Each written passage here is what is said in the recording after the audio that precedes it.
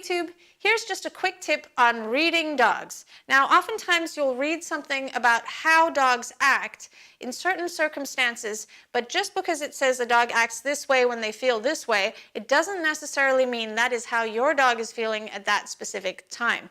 Now, as you can see here, my Chihuahua is shivering, and it's actually because it's very cold in this room, and the other dogs are not shivering, but she's shivering because she's cold. Another thing she does when she's cold is she holds her tail between her legs.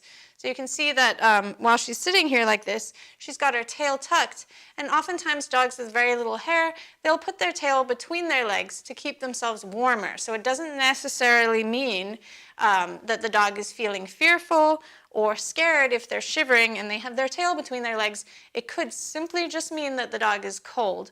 Another type of behavior that dogs do is they'll shiver when they're excited. So maybe the dog is excited for food or a toy and they start to shiver because of that. The second behavior that oftentimes gets misinterpreted is that the dog has a relaxed and open mouth. Now that is commonly described in dog training literature as a dog that's relaxed and not very stressed. However, you have to look at the whole picture. So if you're in a cold environment or a cool environment and the dog has done no exercise, they shouldn't have their mouth open because that's their way of reducing the heat in their body. Their mouth should be closed. As you can see, all my dogs here, the room is cool, so all of their mouths are closed. And if they were to suddenly start panting, that would be the sign that something has changed in the dog. So maybe they're feeling more stressed or more excited.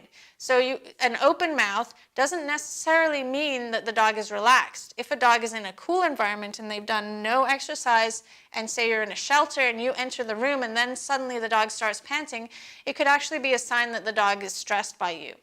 Now, conversely, if a dog were panting and then they suddenly did close their mouth, it could be the sign that the dog is concerned or smelling through their nose.